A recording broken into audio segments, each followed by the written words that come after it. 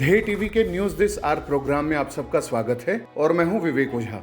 आज के एपिसोड में बात करेंगे देश के एक संवैधानिक मुद्दे की, देश की राज व्यवस्था से जुड़े मुद्दे की, देश की कानून व्यवस्था से जुड़े हुए मुद्दे की। आपने देश की न्यायिक व्यवस्थाओं को लेकर दो बातें तो जरूर ही सुनी होंगी।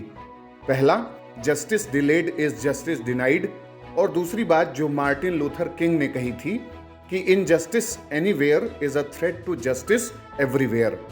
इसी बात को ध्यान में रखकर हाल ही में राजस्थान के जयपुर में 18वीं अखिल भारतीय विधिक सेवा बैठक का आयोजन किया गया और इस बैठक में केंद्रीय विधि और न्याय मंत्री किरेन रिजिजू ने भाग लिया। इस बैठक में उन्होंने एक महत्वपूर्ण घोषणा की। किरेन रिजिजू ने कहा कि इस वर्ष से ही यानी 2022 से ही देश में नागरिकों के लिए टेली लॉ सेवा निःशुल्क की जा रही है। दरअसल देश के संविधान ने देश की सरकार और राज व्यवस्था को लोक कल्याणकारी बनाने के लिए डीपीएसपी यानी directive principles of state policy, जिसे हम नीति निदेशक तत्व कहते हैं, उसका प्रावधान किया है। और संविधान के अनुच्छेद 39A में निःशुल्क विधिक सहायता यानी फ्री लीगल एड की बात की गई है और यह देश के नागरिकों को देने की बात की गई है। देश में नालसा के तहत लीगल क्लिनिक्स की सुविधा इसी बात पर आधारित है।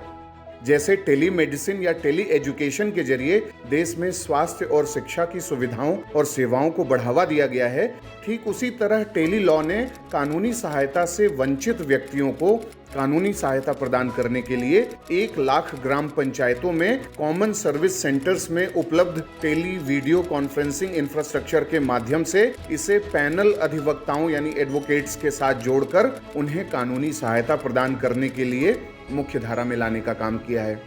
आसान और सीधी पहुंच के लिए tele law mobile application Android और iOS दोनों ही का शुभारंभ 2021 में किया गया और यह वर्तमान में 22 अनुसूचीबद्ध भाषाओं में उपलब्ध है।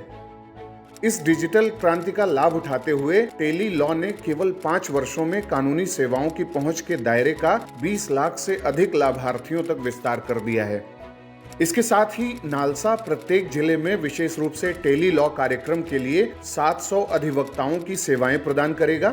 पैनल में शामिल ये अधिवक्ता अब रेफरल अधिवक्ताओं के रूप में भी कार्य करेंगे और मुकदमेबाजी से पहले के चरण में विवाद से बचने और विवाद समाधान के तंत्र को मजबूत करने में मदद करेंगे। किरेन रिजिजू ने विश्वास व्यक्त किया है कि कुछ ही समय में 1 करोड़ लाभार्थियों तक इसके पहुंचने में सहायता प्रदान करी जाएगी। इस बैठक में एक बहुत ही महत्वपूर्ण बात की गई जो प्रिजनर्स को लेकर के थी।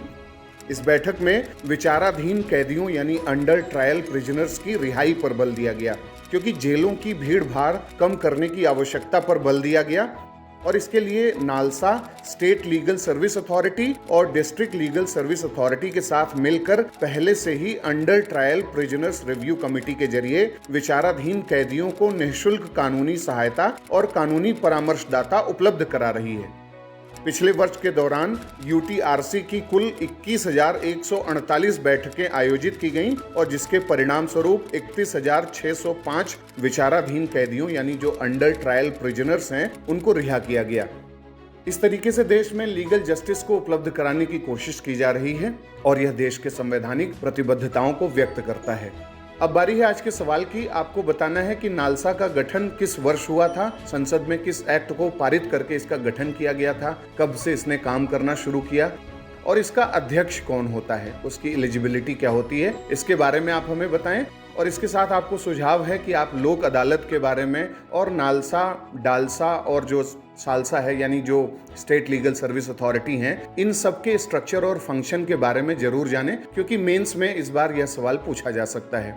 तो ये था आज का हमारा न्यूज दिस आर प्रोग्राम। अगले कार्यक्रम के साथ जल्द ही हाजिर होंगे। इजाजत दीजिए, नमस्कार।